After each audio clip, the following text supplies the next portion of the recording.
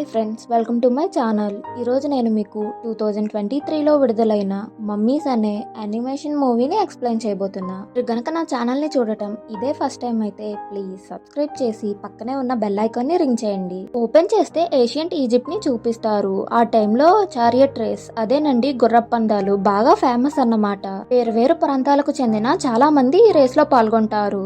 ఇప్పుడు మనకు మన మూవీ హీరో థాట్ ని చూపిస్తారు. అతను కూడా ఆ రేస్ లో పాల్గొంటూ ఉంటాడు. బట్ అందరికంటే ముందు వెళ్తున్న వ్యక్తి అతనితో ఫైట్ చేసి ఎలాగన్నా ఆపాలనుకుంటాడు. ఇది గమనించిన థాట్ కొంచెం స్లో అవగానే ఆ ఫస్ట్ లో ఉన్న వ్యక్తి ఇంకొక వ్యక్తి ఇద్దరు గుద్దుకోవడం వలన అక్కడ ఆగిపోతారు. ఇప్పుడు మన హీరోనే ఆ ఫినిషింగ్ లైన్ కి దగ్గరగా వెళ్ళుంటాడు. కానీ ఏం లాభం, మనం ఒకటి తలిస్తే దైవం ఇంకొకటి తలిచినట్లు అతను వెళ్లే ఆ బండి యొక్క ఒక వీలు ఊడిపోతుంది. దీని వల్ల ఘోరమైన యాక్సిడెంట్ జరిగి మన హీరో అక్కడికక్కడే చనిపోతాడు. తర్వాత సీన్ మోడర్న్ టైమ్స్ లో జరుగుతూ ఉంటుంది. కార్నబీ అనే ఒక ఆర్కియాలజిస్ట్ ఈజిప్ట్ లో ఇంతకు ముందు బ్రతికి ఉన్న రిచెస్ట్ కింగ్స్ అందరి గురించి డాక్యుమెంటరీ తీస్తూ ఉంటాడు. బట్ ఇతను ఇలా ఈజిప్ట్ కి వెళ్ళాడని తెలుసుకున్న వాళ్ళ మదర్ మాటికి కాల్ చేస్తూ జాగ్రత్తగా ఉండు, అసలే అది శపించబడిన ప్రదేశం, నువ్వు చాలా కేర్ఫుల్ గా ఉండాలని చెప్తూ ఉంటుంది. బట్ అతను మాత్రం అవేం పట్టించుకోకుండా ఆ కాల్ ని కట్ చేసేసి మళ్ళీ డాక్యుమెంటరీని స్టార్ట్ చేస్తుంటాడు. ఇలా అతను డాక్యుమెంటరీని రికార్డ్ చేస్తూ తన వ్యూవర్స్ అందరితో ఇప్పుడు మనం ఈజిప్ట్ లోనే రిచెస్ట్ క్వీన్ అయిన నెఫ్రాన్ యొక్క సమాధిని చూడబోతున్నామని వెళ్లి ఆ కఫన్ ని ఓపెన్ చేస్తాడు. బట్ అది ఖాళీగా ఉంటుంది. దీంతో ఆర్కియాలజిస్ట్ కి అసలు ఇక్కడ ఏం జరిగిందో అర్థం కాదు. సో అతను మరికొంచెం ఆ సమాధి లోపలికి వెళ్లి అక్కడున్న వాటన్నింటినీ చదివినప్పుడు ఇలా చనిపోయిన వాళ్ళని మమ్మీలుగా మార్చుంటారు కదా, వాళ్ళు అలా మమ్మీలుగా మారిన తర్వాత మమ్మీ ప్రపంచంలోకి వెళ్లిపోతారు. అండ్ ఆ ప్రపంచం ఈ భూమికి కొన్ని వందల అడుగుల లోతులో ఉంటుందని తెలుసుకుంటాడు. అండ్ దానికి తోడు వాళ్ళు అలా టంగ్ ని ఓపెన్ చేసినప్పుడు ఒక బగ్ ప్రాణం పోసుకుని ఆ మమ్మీస్ ఉన్న వాళ్ళలోకి వెళ్ళటాన్ని చూస్తాడు. అండ్ ఆ సిటీ కూడా చూడడానికి ఎర్త్ లాగానే ఉంది. అంటే ఎర్త్ పై మనుషులు ఎలాగ నివసిస్తున్నారో ఈ మమ్మీస్ కూడా చనిపోయిన తర్వాత ఆ మమ్మీ ప్రపంచంలోకి వెళ్లి సేమ్ మనలాగే నివసిస్తుంటారు. ఇప్పుడు ఆ ప్రపంచంలో ఉన్న మన హీరో థాట్ ని చూపిస్తారు. అదే మూవీ స్టార్టింగ్ లో రేస్ చేస్తూ చనిపోయాడు కదా అతని దగ్గరికి చాలా మంది వచ్చి ఆటోగ్రాఫ్ ని తీసుకుంటూ ఉంటారు. అండ్ ఒక ఆమె అతని దగ్గరకు వచ్చి నువ్వెందుకు చిన్న వయసులో రేసింగ్ ని ఆపేసావు, ఎందుకు ఇప్పటి వరకు సెటిల్ అవ్వలేదని క్వశ్చన్ చేస్తుంటుంది. మీరు నా మీద ఎక్స్పెక్టేషన్స్ పెట్టుకోకండి, నేను మళ్ళీ జీవితంలో రేసింగ్ చేయను. అండ్ మిగతా వాళ్ళు కూడా గెలవాలి కదా, ఎంతసేపు నేనే గెలవాలంటే ఎలా అని కవర్ చేసేస్తాడు. అండ్ అతనికి పెళ్లి మీద కూడా ఇంట్రెస్ట్ ఉండదు. ఎందుకంటే వీళ్ళు ఆల్రెడీ చనిపోయి మమ్మీస్ గా మారి ఈ వరల్డ్ లో ఆఫ్టర్ లైఫ్ ని లీడ్ చేస్తున్నారు. వీళ్ళ లైఫ్ కి అసలు ఎండింగే లేదు. అంటే ఇది అలా కొనసాగుతూనే ఉంటుందన్నమాట. లైఫ్ కి ఎండ్ పాయింట్ అనేది ఉంటేనే కదా ఆ టైం లోపల మనం ఇవి చేయాలి అవి చేయాలని గోల్స్ ని సెట్ చేసుకుంటాం. బట్ వీళ్ళ లైఫ్ కి అసలు ఎండ్ అనేదే లేదు. సో మన హీరోకి దేనిపైన అంత ఆసక్తి ఉండదు. ఇంకొక వైపు థాట్ యొక్క చిన్న తమ్ముడు తన అన్న చేసిన రేసింగ్ పోస్టర్ ని చూసి నువ్వెందుకు మళ్ళీ రేసింగ్ ని స్టార్ట్ చేయకూడదు, నీకు ఇంకా చాలా మంది ఫ్యాన్స్ ఉన్నారు, వాళ్ళు ఖచ్చితంగా నేను సపోర్ట్ చేస్తారని చెప్తాడు. ఆ క్షణం మన హీరోకి తన కెరీర్ ని రీస్టార్ట్ చేయాలని అనిపించిన లాస్ట్ టైం అతను రేస్ లో పాల్గొన్నప్పుడు జరిగిన విషయాలన్నీ గుర్తొచ్చి భయపడిపోయి లేదు నేను చేయలేనని చెప్పేస్తాడు. తర్వాత థాట్ ఒక ముసలావిడ రోడ్ క్రాస్ చేయడానికి హెల్ప్ చేస్తూ ఉంటాడు. ఈ టైంలో ఆ సిటీ ప్రిన్సెస్ అయిన నెఫ్రాన్ అనుకోకుండా వాళ్ళకి డాష్ ఇస్తుంది. ఈ ప్రాసెస్ లో ఆ ముసలావిడ థింగ్స్ అన్ని పాడైపోతాయి. ఇది చూసిన మన హీరో తను తెచ్చుకున్న అతని వస్తువులను ఆవిడకి ఇచ్చేస్తాడు. ఇప్పుడు మన ప్రిన్సెస్ అక్కడ ఉన్న గార్డ్స్ ఎవరికి దొరకకుండా సైలెంట్ గా తన రూమ్ లోపలికి వెళ్లాలనుకుంటుంది. బట్ ఆవిడ ఆ గార్డ్స్ కి దొరికిపోవటంతో నేను మీ ప్రిన్సెస్ అని ఒక సాంగ్ పాడి వాళ్ళందరికీ తన ఐడెంటిటీని రివీల్ చేస్తుంది. ప్రిన్సెస్ మేడ్ అయిన యూజీ అక్కడికి వచ్చి ప్రిన్సెస్ మీరు ఇప్పటి వరకు ఎక్కడికి వెళ్లారని అడుగుతుంది. అందుకు మన నెఫ్రా నేనా అలా చల్లగాలి పీల్చుకోవడానికి బయటికి వెళ్లానని చెప్తుంది. ప్రిన్సెస్ నెఫ్రానే ఈ రాజ్యానికి కాబోయే తర్వాత రాణి. అండ్ ప్రస్తుతం వాళ్ళ ఫాదర్ ఫరోనే లీడ్ చేస్తూ ఉన్నారు. అండ్ ఆయన మన ప్రిన్సెస్ పాడటాన్ని విని చూడమ్మా నువ్వు నా తర్వాత కాబోయే రానివి, మనం ఎంతసేపు ప్రజలను పాలించాలి, అంతేగాని ఇలా సింగింగ్ అని డాన్సింగ్ అని బయటపడి తిరగకూడదని చెప్తుంటాడు. ఆ తర్వాత రోజు ఒక సెరమనీని నిర్వహిస్తూ ఉంటారు. ఆ ఫరో రాజు ఒక ఫీనిక్స్ ప్యాజ్ ని తీసి ది గార్డెన్స్ ఆఫ్ లవ్ కి చిహ్నం, ఈమెనే నీకు కాబోయే భర్త ఎవరో నిర్ణయిస్తుందని చెప్తుంటాడు. ఇది విన్న ఆ నెఫ్రాన్ లేదు నాన్నగారు, నేను చిన్నపిల్లని, ఈ వయసులో చేయాల్సిన పనులు చాలా ఉన్నాయి, దానికి తోడు నాకు పెళ్లికి ఇంకా టైం కావాలి, నేను ఇప్పుడప్పుడే తయారుగా లేనని చెప్తుంటుంది.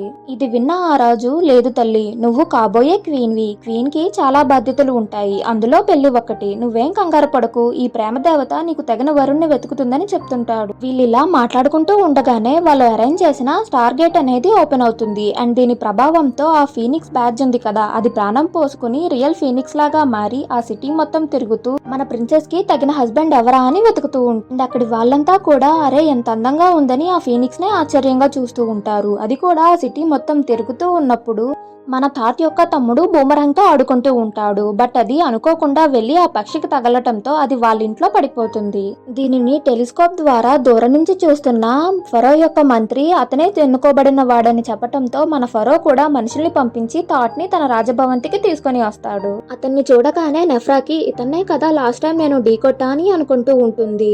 థాట్ మాత్రం రాజుగారు నన్ను ఎందుకు ఇక్కడికి తీసుకొచ్చారని వాళ్ళందరినీ చూసి భయపడుతూ నేనేం చేయలేదు, నాకేం సంబంధం లేదని అంటుంటాడు.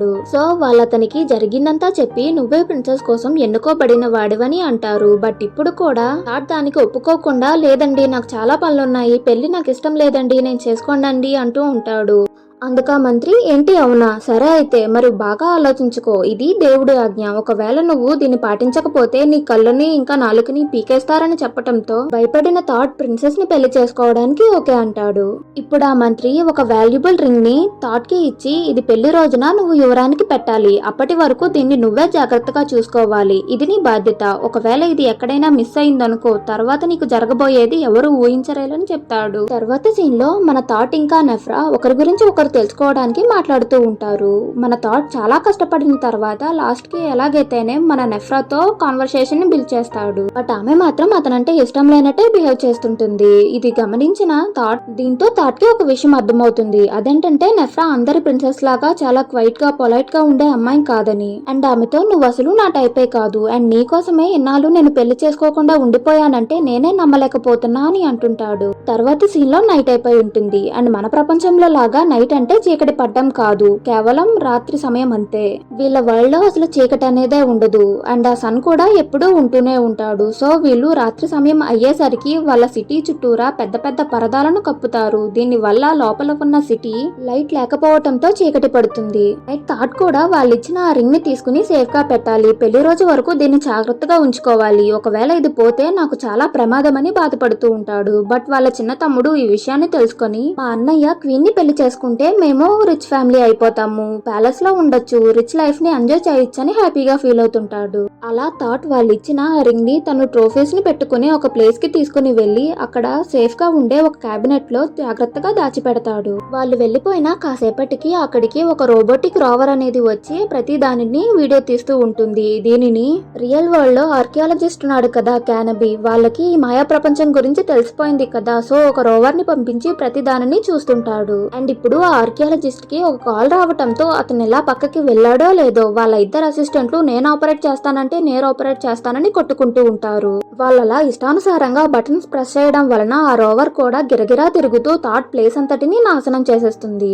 ఈ ప్రాసెస్ లో థాట్ రింగ్ దాచిన ఆ క్యాబినెట్ విరిగిపోయి ఆ రింగ్ అనేది ఆ రోవర్ ముందుకొచ్చి ఆగుతుంది. దీనిని గమనించిన ఆర్కియాలజిస్ట్ ఇది ఏషియన్ టైమ్ లో ఉన్న వాల్యుబుల్ వెడ్డింగ్ రింగ్ అని ఆ రోవర్ సహాయంతో దానిని తీస్తాడు. ఇంకా ఆ రోవర్ కి అక్కడ ఉన్న ఇంకా విలువైన వస్తువులు ఏమైనా తీసుకురమ్మని ఆర్డర్ ఇస్తాడు. అది కూడా దానికి వీలైనన్ని వస్తువులను తీసుకొస్తూ ఉంటుంది. బట్ ఆ దారి ఉంది కదా, అది కేవలం రోవర్ వెళ్ళడానికి మాత్రమే ఉంటుంది, మిగతా వస్తువులు దానితో పాటు తీసుకెళ్ళడానికి లేకపోవటంతో సో దాని దగ్గర ఉన్న ఎక్స్ప్లోజన్స్ తో ఆ గోడని బద్దలగొట్టాలనుకుంటుంది. దీనిని చూసిన తగ్ కూడా అక్కడికి పరిగెట్టుకుంటూ వస్తాడు. అక్కడికి వచ్చి చూస్తే ఆ రింగ్ ఉండదు. అండ్ అతనికి మనుషులు మాత్రమే ఈ ప్రపంచంలోకి వచ్చి ఇలా చేయగలరనే విషయం అర్థమై ఇప్పుడు ఆ రింగ్ లేకపోతే నా కళ్ళు నాలుక రెండు తెగిపోతాయి అని కంగారు పడుతుంటాడు. సో వాళ్ళు ఈ విషయం రాజుగారికి తెలిసేలోపే నేను ఆ రింగ్ ని తెచ్చేయాలని వాళ్ళ టన్నల్ ని ఫాలో చేస్తూ రియల్ వరల్డ్ కి వచ్చేస్తారు. అక్కడ చూస్తే ఒక ప్లేస్ లో క్యానబీ ఇంకా అతని టీం అక్కడ నుండి బయలుదేరడానికి తయారవుతూ ఉంటారు. అండ్ ఆ క్యానబీ ఆ రింగ్ ని ఒక క్రేట్ లో పెట్టి షిప్ ద్వారా అతను ఉండే ప్లేస్ కి దానిని తరలించాలనుకుంటున్నాడు.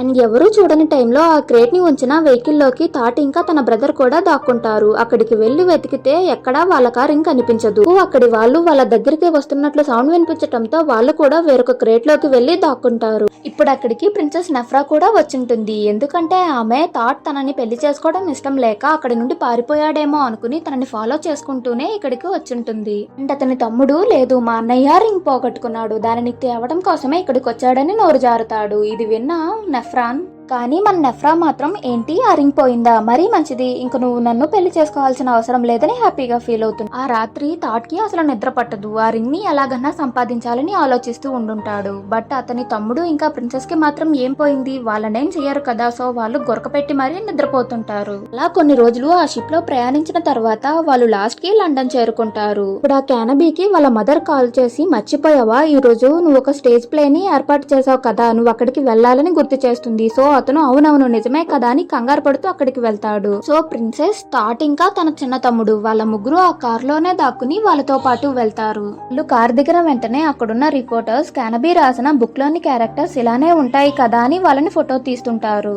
ఆ ఫొటోస్ లో వాళ్ళు మనుషుల్లా కాకుండా మమ్మీస్ రూపంలో పడటంతో భయపడిన వాళ్ళంతా అక్కడి నుండి పారిపోగానే పడేసిన ఆ కెమెరాస్ ని తీసుకుని థియేటర్ లోపలికి వెళ్లి అక్కడ ఉన్న ఒక క్రూ మెంబర్ ని మన ప్రిన్సెస్, థాట్ ఇంకా అతని బ్రదర్ ముగ్గురు ఫొటోస్ తీస్తుంటారు. బట్ వాళ్ళకి తెలియని విషయం ఏంటంటే అది జస్ట్ కెమెరానే.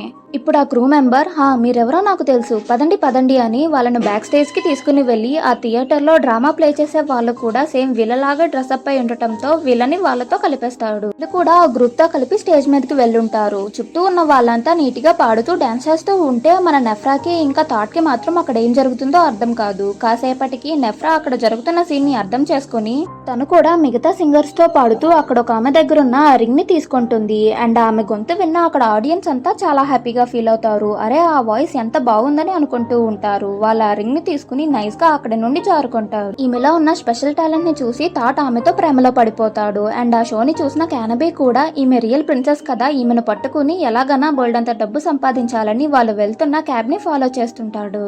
ఈ టైంలో ఎడ్ అనే అతను వాళ్ళకి హెల్ప్ చేస్తాడు. అండ్ అతను నా కోసం ఒకసారి పాడవా, నీ వాయిస్ చాలా బాగుందని అడిగినప్పుడు మన హీరోయిన్ పాడాలనుకుంటుంది. బట్ థాట్ ఆమెను ఆపి ఇలా పాడుకుంటూ కూర్చుంటే చాలా లేట్ అయిపోతుంది, మనం మన ప్రపంచానికి వెళ్ళాలా వద్దా అని అంటుంటాడు. ఆ ఎడ్ కూడా తన కార్డ్ ని ఇచ్చి ఒకవేళ మీరు మీ మనసు మార్చుకుంటే ఈ అడ్రస్ కి రండని అక్కడి నుండి వెళ్ళిపోతాడు. థాట్ యాక్షన్స్ ని చూసిన ప్రిన్సెస్, నువ్వు నన్ను ఎందుకు ఆపేశావు, నాకు సింగింగ్ అంటే చాలా ఇష్టమని అంటుంటాడు. అందుకు ఆమె, నిన్ను కాపాడడం నా బాధ్యత, ఆ ఫీనిక్స్ పక్షి నన్నే కదా ఎంచుకుందని అంటుంటాడు. అందుకు వాళ్ళ చిన్న తమ్ముడు, ఆ పక్షి కావాలనేం ల్యాండ్ అవ్వలేదు, నేను అనుకోకుండా కొట్టడం వల్లే అది మన ఇంట్లో పడిపోయిందని చెప్తాడు. ఇది విన్న ప్రిన్సెస్ ఆ పిల్లాడిని హక్ చేసుకుని, ఇది నిజమైతే నేను థాట్ ని పెళ్లి చేసుకునే అవసరమే లేదని హ్యాపీగా ఫీల్ అవుతూ ఉంటుంది. అండ్ ఈ టైంలో ఆమె ఒక విషయాన్ని నోటీస్ చేస్తుంది. ఏంటంటే తను ఆ షోలో తీసుకొచ్చిన రింగ్ ఒరిజినల్ది కాదు, ఫేక్. దీంతో థాట్ పోయింది, మొత్తం అయిపోయింది, ఇంకా నా కళ్ళు నాలుక రెండింటినీ పీకేస్తారని కంగారు పడుతూ ఉంటాడు. సో మన ప్రిన్సెస్ అతన్ని కామ్ డౌన్ చేసి, నువ్వేం కంగారు పడుకు, మార్నింగే మనం వెళ్ళి ఆ ఒరిజినల్ రింగ్ ని కనిపెడదామని ధైర్యం చెప్తుంది.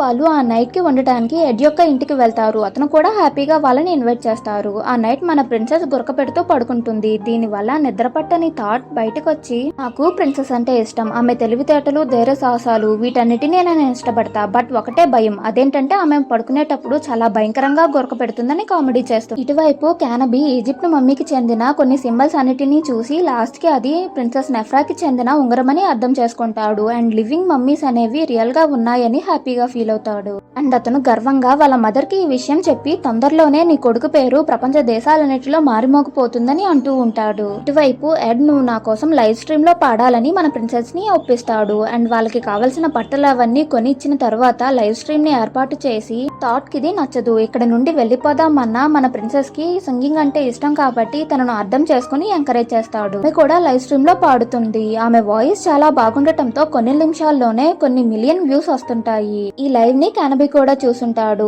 ఈమెనే ప్రిన్సెస్ నెఫ్రా అని ఆమె లొకేషన్ ని కనుకొని ఆమెను కిడ్నాప్ చేయాలనుకుంటున్నాడు.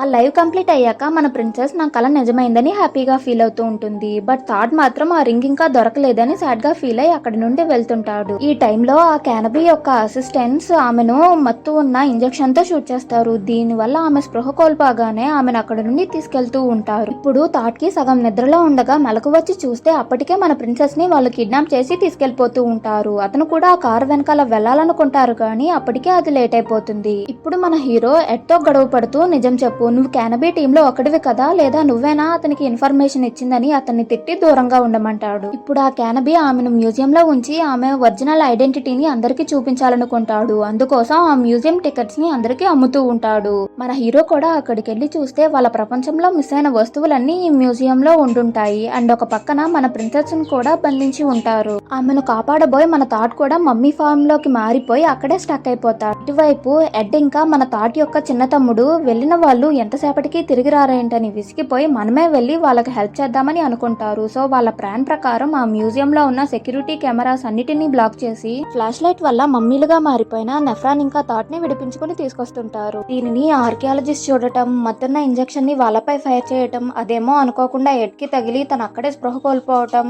సో మన థాట్ ఆ ఎడ్ ని పట్టుకుని బస్సులోకి వెళ్లి కూర్చోవటం అన్ని చకచకా జరిగిపోతూ ఉంటాయి. ఇంతవరకు బాగానే జరిగినా వాళ్ళల్లో ఎవరికి డ్రైవింగ్ కాదు కదా, కనీసం ఆ వెహికల్ ఏంటో కూడా తెలీదు. డ్రైవింగ్ వచ్చిన ఎడ్డేమో స్పృహ కోల్పోయాడు. ఇప్పుడు ఎలా తప్పించుకోవాలరా బాబు అనుకుంటూ ఉండగా ఆ చిన్నపిల్లాడు ఉన్నాడు కదా, అతనే కొంచెం ధైర్యం చేసి ఆ బస్ ని డ్రైవ్ చేస్తుంటాడు. వాళ్ళలా ఎంత స్పీడ్ గా వెళ్ళినా సరే ఆర్కియాలజిస్ట్ వాళ్ళని వదలకుండా ఫాలో చేస్తూనే ఉంటాడు. జరుగుతూ ఉండగా థాట్ వాళ్ళకి ఎదురుగా రివర్ ఉండటాన్ని అండ్ దానికి ర్యాంప్ వేసి ఉండటాన్ని చూసి బండిని కూడా అటువైపే వాళ్ళలా స్పీడ్ గా వెళ్తూ లాస్ట్ మినిట్ లో ఆ బండిని పక్కకు తిప్పేస్తారు. బట్ వెనక వస్తున్న ఆర్కియాలజిస్ట్ కార్ దానిని చూసుకోదు. సో ఆ ర్యాంప్ ఎక్కి వాళ్ళు ఆ రివర్ లో పడిపోతారు. మన హీరో హీరోయిన్ ఇద్దరు మాట్లాడుకుంటూ ఉంటారు. అదేంటంటే నువ్వు రేసింగ్ మానేసావు, పైగా నీకు స్పీడ్ అంటే నచ్చదు కదా, దీన్ని ఎలా ప్లాన్ చేసావని అడుగుతుంది. అందుకు మన హీరో ఇది జస్ట్ బస్ రేసింగ్ మాత్రమే, చారియట్ రేస్ అలా కాదు, చాలా ప్రమాదకరం, చిన్న తప్పు జరిగినా ప్రాణాలు పోతాయని క్లారిఫికేషన్ ఇస్తాడు. దీని తర్వాత ఇంకొంచెం సీరియస్ టాపిక్ ని డిస్కస్ చేస్తుంటారు. అదేంటంటే మన హీరోయిన్ కిడ్నాప్ అయిన తర్వాత ఆమెను వెతుక్కుంటూ హీరో వెళ్ళాడు కదా, మన హీరోని చూడగానే ఎమోషనల్ అయిన ప్రిన్సెస్ అతన్ని కిస్ చేసేస్తుంది. దీని గురించే ఇద్దరు మాట్లాడుకుని సిగ్గుపడుతుంటారు. వాళ్ళు ఇక్కడికి వచ్చిన పని అయిపోయింది, అదే ఆ రింగ్ దొరికేసింది. ఇప్పుడు వాళ్ళు తిరిగి తమ వరల్డ్ కి వెళ్ళాలి. అదెక్కడుంది? ఈజిప్ట్ లో. మరి వీళ్ళు మాత్రం లండన్ లో ఉన్నారు కదా. సో ఎడ్ వాళ్ళకి హెల్ప్ చేస్తానంటారు. అతను ఎలాగో కష్టపడి ఈజిప్ట్ వెళ్లే కార్గో ప్లేన్ లో మన హీరో హీరోయిన్ ఇద్దరిని సీక్రెట్ గా ఎక్కించేస్తాడు.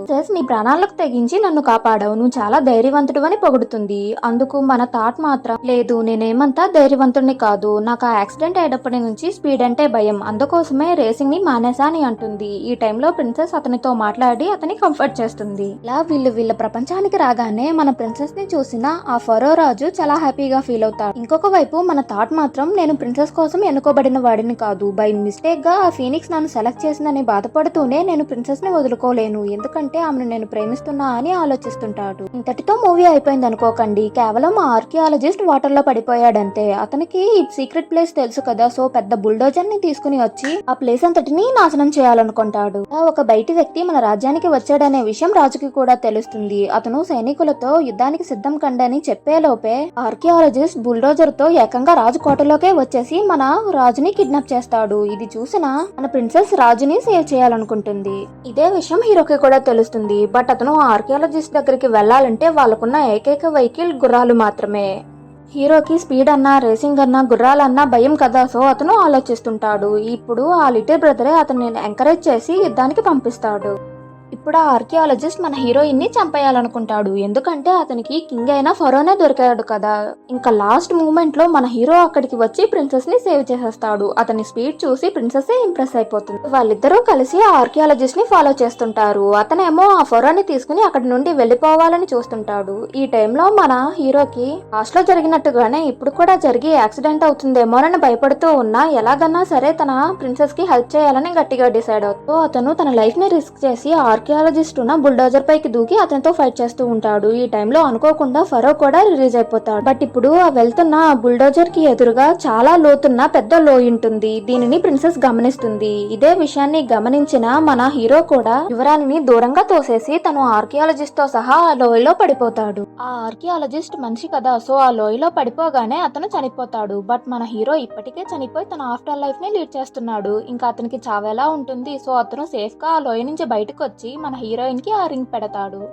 అండ్ మన ప్రిన్సెస్ ఇంకా హీరో అక్కడే పెళ్లి చేసుకున్నట్లు చూపించటంతో ఈ మూవీ అనేది చాలా హ్యాపీగా ఎండ్ అవుతుంది. వీడియోని లాస్ట్ వరకు చూసినందుకు చాలా చాలా థ్యాంక్స్. మీకు కనుక నా ఎక్స్ప్లెనేషన్ నచ్చితే లైక్ చేసి మీ ఫ్రెండ్స్ అండ్ ఫ్యామిలీకి షేర్ చేయండి. అండ్ ప్లీజ్ నా ఛానల్ ని సబ్స్క్రైబ్ చేయడం మాత్రం మర్చిపోకండి.